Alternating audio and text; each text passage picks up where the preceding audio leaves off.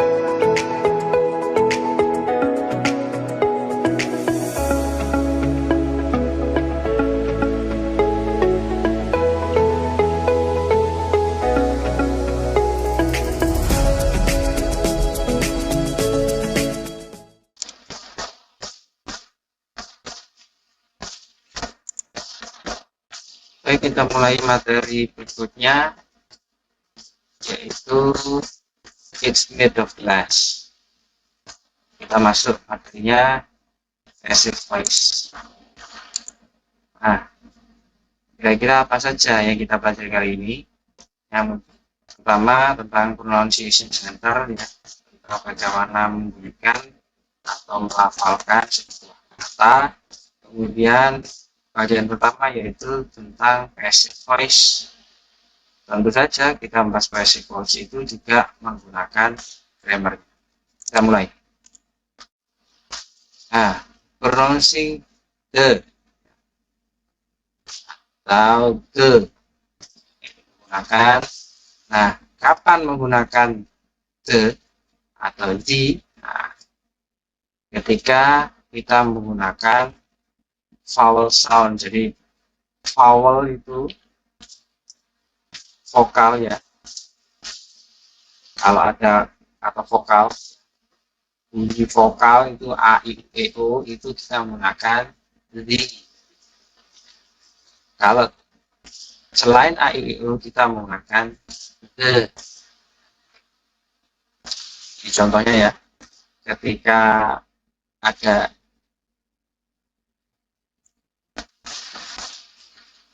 bunyi a, e, ya, kita menggunakan the apple.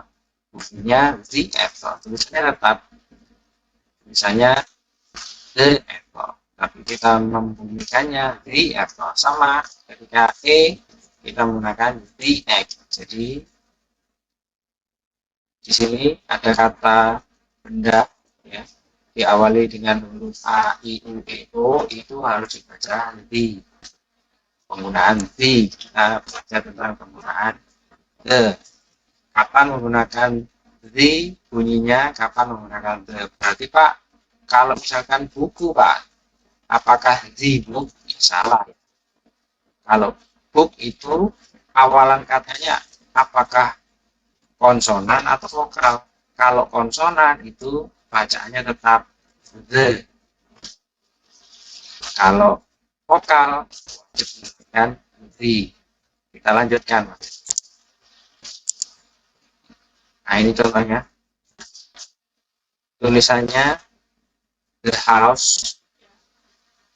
Kata bendanya adalah konsonan. Jelas ya, karena huruf H. The house. Konsonan. Nah, ini tulisannya the HOUR ya. Konsonannya H. Tapi bacanya bukan the hour ya, tapi the hour ya, the hour. Kemudian ini ya, misalnya the university, karena itu adalah huruf vokal, bacanya adalah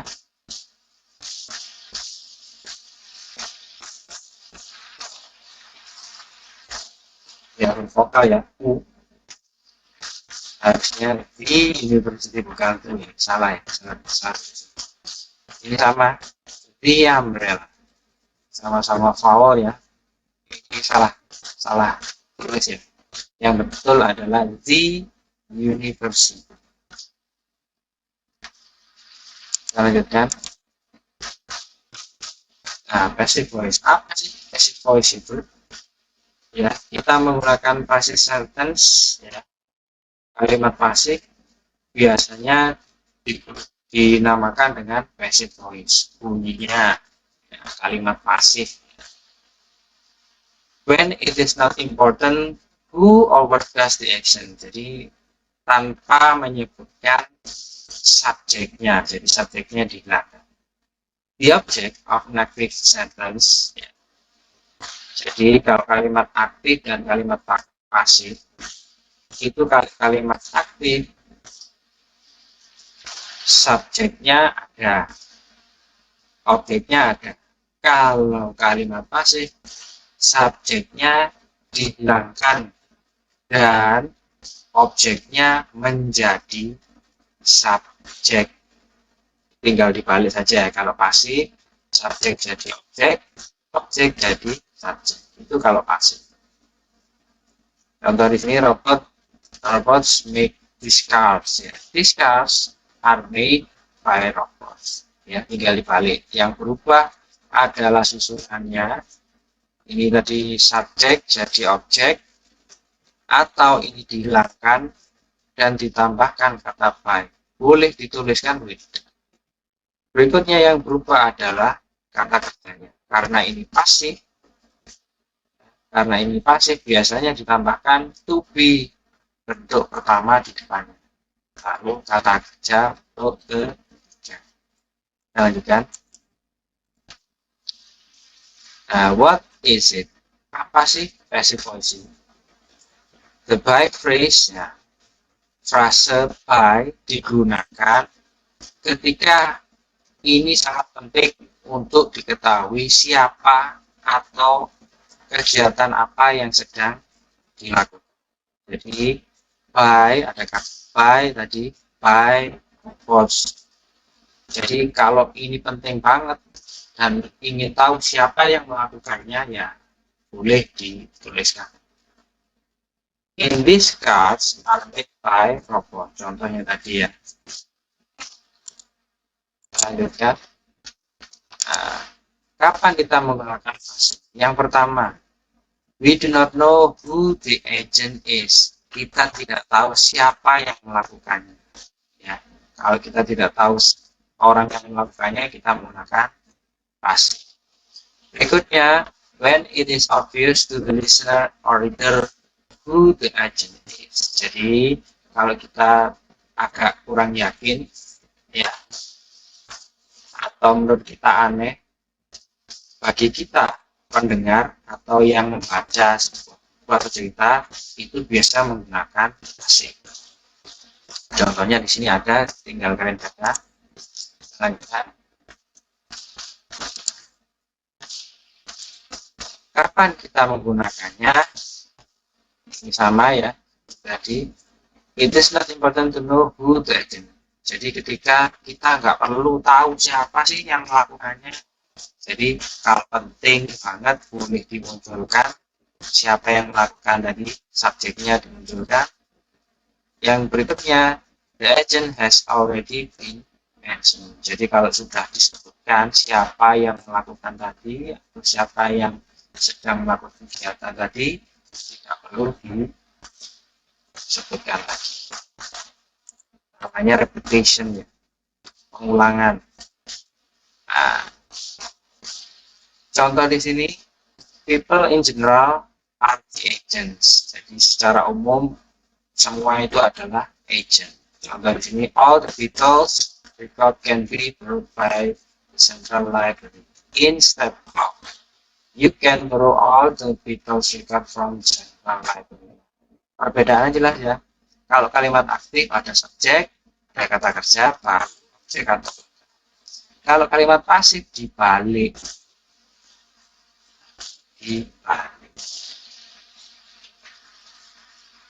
Di sini ada to be, bentuk pertama, baru kata kerja. Ya.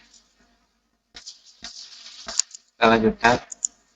Nah, formulanya apa? Banyak ya, ada present simple lain, jangan dihafalkan.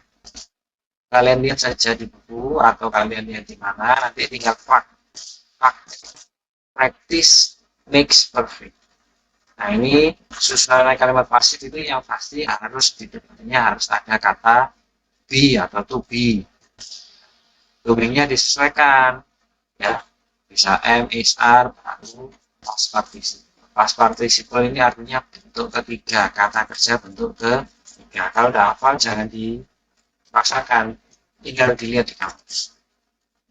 Jadi nanti terbiasa dengan praktek, dengan prakteknya kalian juga paham dan contohnya tidak ada ya, tinggal kalian baca sendiri.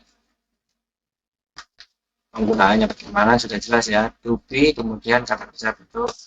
Nah, to be disesuaikan ya, disesuaikan. Kalau simple present and is are, kalau continuous sama tinggal ditambah being.